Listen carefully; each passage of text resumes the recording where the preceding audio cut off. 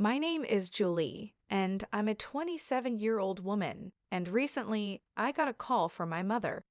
We hadn't spoken in almost 3 years.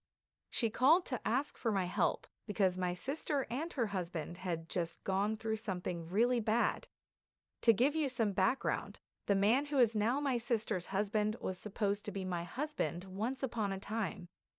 My sister, who's 23 and I'll call her Kelly, got together with my fiancé Jack, who is also 27, on the day of my engagement. Jack and I had been together since college, and after almost 3 years, he proposed to me. He even threw a party to surprise me on the night of our engagement. I remember feeling like I was on top of the world until about 2 p.m. that day. I decided to step out into the backyard to get better phone reception, and that's when I saw my sister and Jack. They were making out so passionately that it took them a few seconds to even notice me standing there, completely shocked. I couldn't believe he would do this to me, especially after almost 3 years together, and on the night of our engagement, no less. When they finally noticed me, they quickly pulled apart, but it was too late. I ran to my car and drove as fast as I could to the nearest hotel. I was in complete shock and trying to process what I had just seen, hoping it wasn't true. But then I received a text from Kelly, apologizing and saying she was in love with Jack. Apparently, this had been going on for a long time. I was in my hotel room when I got that text, and I broke down like never before. After that, Jack texted me too, saying pretty much the same thing. He told me that he had only proposed to me because he thought that if he committed to me, he could push Kelly out of his mind. Obviously, that didn't work, and it made him want Kelly even more. He said it wasn't about me, but it was about them, and they just knew they were meant to be together. I was just a stand-in, a way for Jack to eventually meet Kelly. I stayed at the hotel for a few days, trying to pull myself together. I was still feeling lost and trying to convince myself that this was just a bad joke life was playing on me. After almost 5 days, I finally went back home because I needed to get my things and go back to work if I didn't want to get fired. When I got home, I realized that my family had been staying with Jack, all under the same roof, waiting for me to return. It might have been touching if it weren't for the reason I left in the first place. Everyone had been trying to text me and get a response from me nonstop after I disappeared, but I hadn't answered a single one of those messages. So when I finally came back, there was a lot of chaos. Everyone made sure to hug me and tell me how glad they were to see me. Even Kelly had the nerve to come up to me with tears in her eyes and give me a big hug when she saw me. I was too shocked to even react and just stood there silently while everyone crowded around me. Finally, when things calmed down, I cleared my throat and told them that I was only back to get my things and move out for good. Jack had been standing there quietly until that point, but when I said I was leaving, he announced that I didn't need to go because he had already packed his stuff and was moving in with Kelly now that everything was out in the open. My family, including my parents, my aunt, and my dad's youngest sister, who has lived with us since her husband passed away, all had big smiles on their faces. There was nothing to smile about, at least not from my perspective. Kelly stood next to Jack, looking at me sadly but still smiling. I couldn't take it anymore and asked my family what on earth they were smiling about because, as far as I could see, there was nothing to be happy about. I was upset because Kelly had just broken up my engagement and taken away my boyfriend of almost 3 years. There was nothing funny or sweet about it. My mother spoke up and told me that they couldn't change the past, but they could accept the future.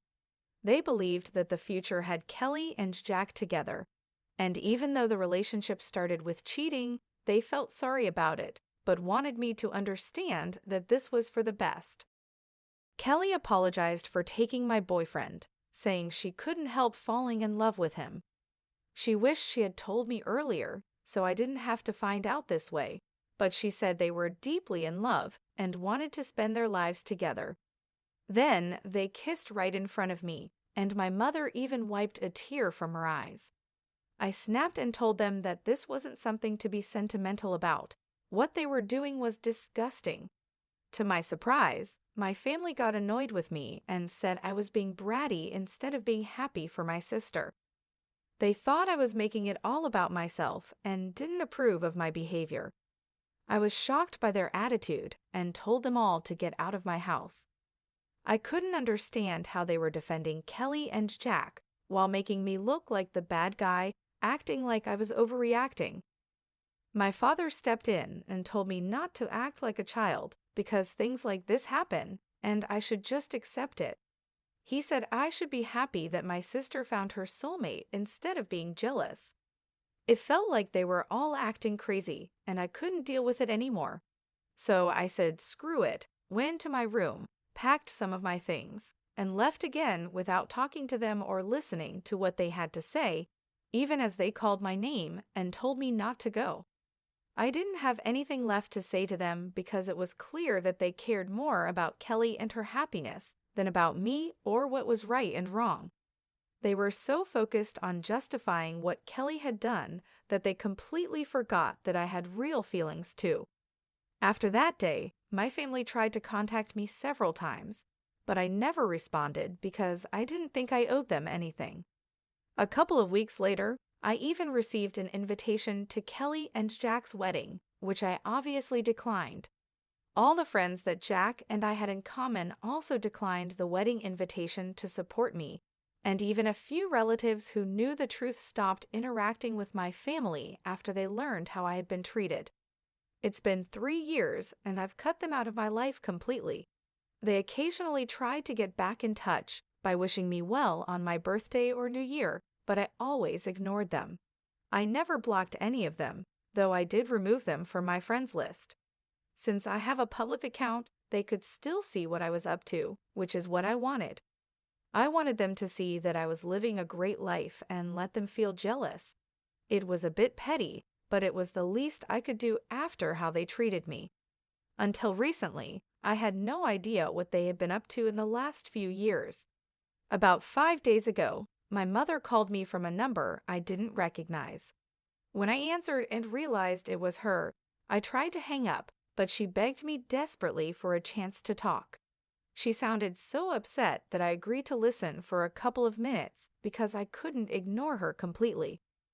She told me that Kelly and Jack had started a business a couple of years ago, but it was failing badly. Their investors were backing out because the business wasn't making any profit. They borrowed more money, but even that didn't help, and now they were deep in debt. Loan sharks were after them, and they were being hounded by everyone from their employees to their investors and the people they had borrowed money from. I lived a comfortable life and could afford to help them out, so my mother turned to me as a last resort, begging me to loan them money to pay off their debts. She wasn't asking for a small amount either. She wanted almost $95,000 to help Kelly and Jack. I asked why Kelly wasn't the one calling me if she needed help and why she was making our mother speak to me instead. My mother explained that Kelly and Jack didn't even know she was asking me for help because they had told her not to. I guess they all still remembered what happened 3 years ago. Kelly didn't want me to know about their situation and wasn't ready to take help from me, but my mother didn't know anyone else who could give them that much money quickly. A couple of months had already passed, and Kelly and Jack were struggling even to put food on the table. My parents and Jack's family were helping as much as they could, but it wasn't enough. They had their own futures to think about, especially since most of my family, including Jack's parents, were retired. That's why my mother, with no other options, had called me to ask for help.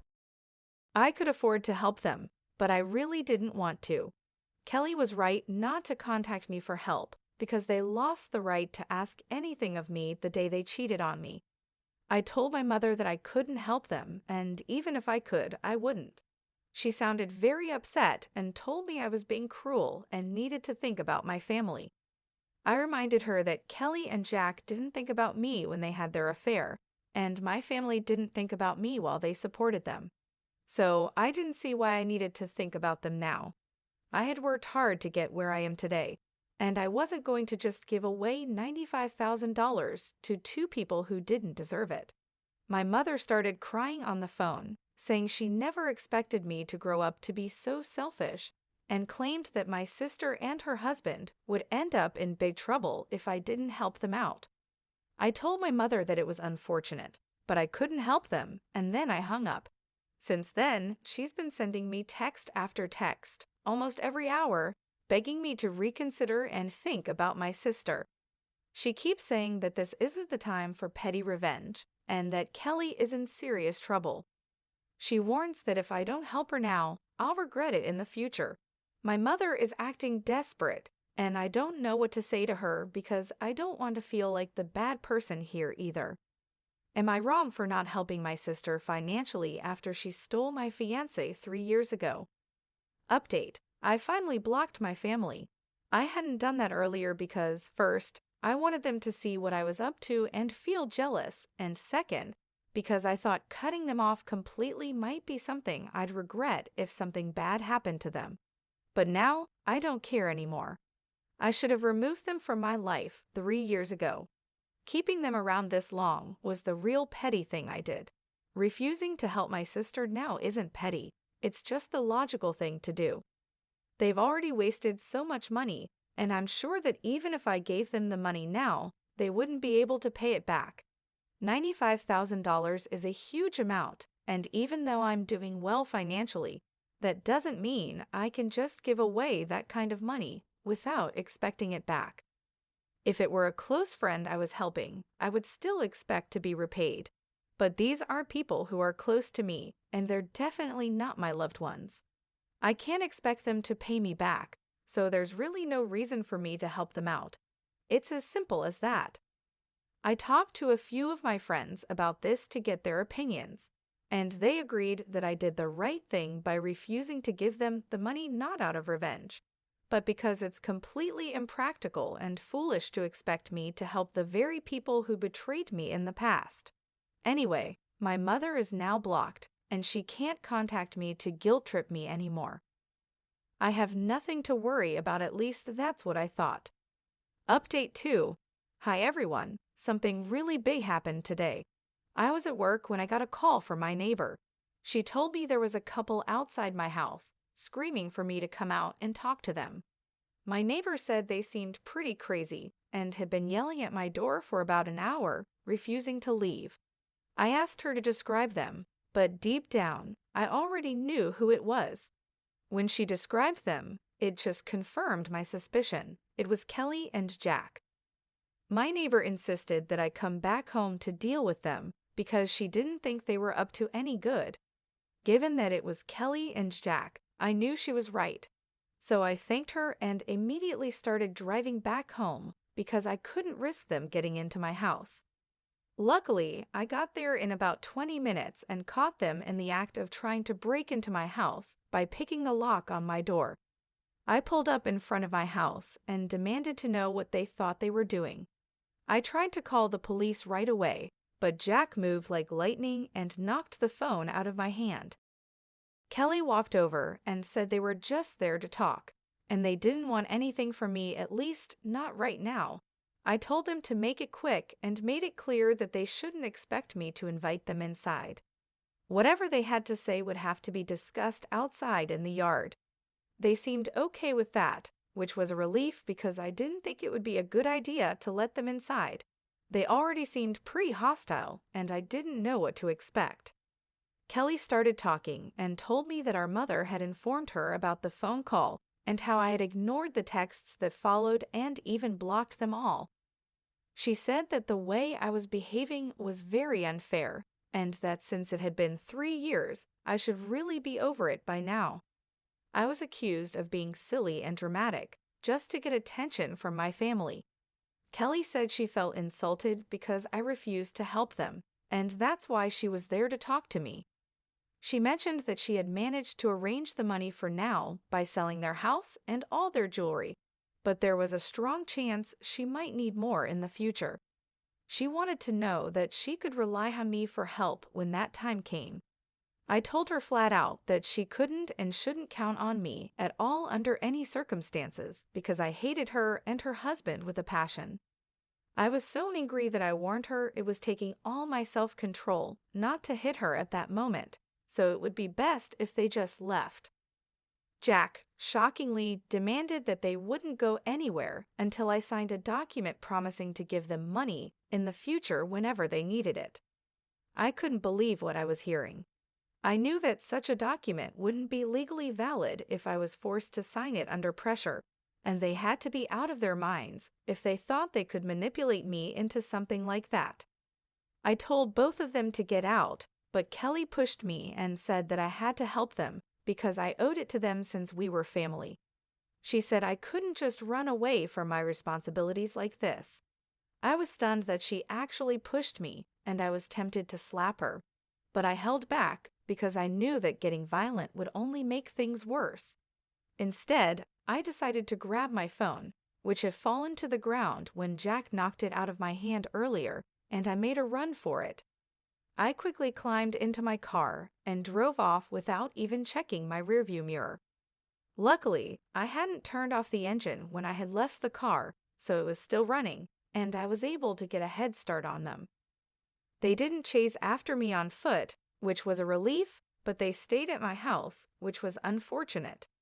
Once I was at a safe distance, I decided to call the police and report what was happening. I drove back to my house just in time, arriving shortly before the police got there. Within about 25 minutes, they showed up, and I filled them in on everything that had happened. The police arrested Kelly and Jack and took them away. I knew the charges weren't that serious, and they'd probably get off easily, but it was still worth it because at least they were taken away, and I didn't have to deal with them anymore. A few hours have passed since then, and I haven't heard from anyone in my family, which is strange. I thought by now at least one of them would have tried to contact me from a different number, but they haven't. I'm guessing they're either over everything and won't try to get under my skin again, or they're just waiting for the right time to contact me later when things have calmed down a bit. Update 3. Hi, so my last update was about a week ago, and I had started to believe that my family was finally going to leave me alone after I called the cops on Kelly and Jack. But I was wrong. Even that didn't stop them from bothering me again. This time, it was my parents who showed up at my house, asking if they could talk to me for a moment. This happened yesterday, and they seemed much less arrogant compared to Kelly and Jack, so I decided to let them in. As soon as my mother entered the house, she started crying and apologized for ever taking Kelly's side over mine. My father explained that after they learned Kelly and Jack were arrested because of their behavior, including physically pushing me, they couldn't see them the same way anymore. They had decided to cut them off. My mother kept crying the entire time she was there, while my father continued apologizing for siding with Kelly in the past when it was actually me who was the victim. I told my parents that while I appreciated them finally coming to their senses, it was too little, too late to make things better. I had grown used to living my life on my own terms and didn't want to go back to putting my family before myself. As much as I appreciated their visit and apology, I couldn't promise to work on our relationship because, honestly, I didn't see any point in trying to salvage something that was already broken, even if it was with my parents. They protested a bit, saying that we could fix things if we really wanted to, but that was the problem I didn't want to anymore. I just wanted to be by myself, free from the complications and hurt of the past. I told them I respected their efforts, but I was done trying. They seemed a little disappointed, but eventually they left and asked if I could at least unblock them so they could keep in touch. I did unblock my parents, which feels a bit strange, but for now, that's where things stand. I'm not sure what the future holds, but I'm focusing on my own peace and well-being. Stay tuned for more updates on how things unfold.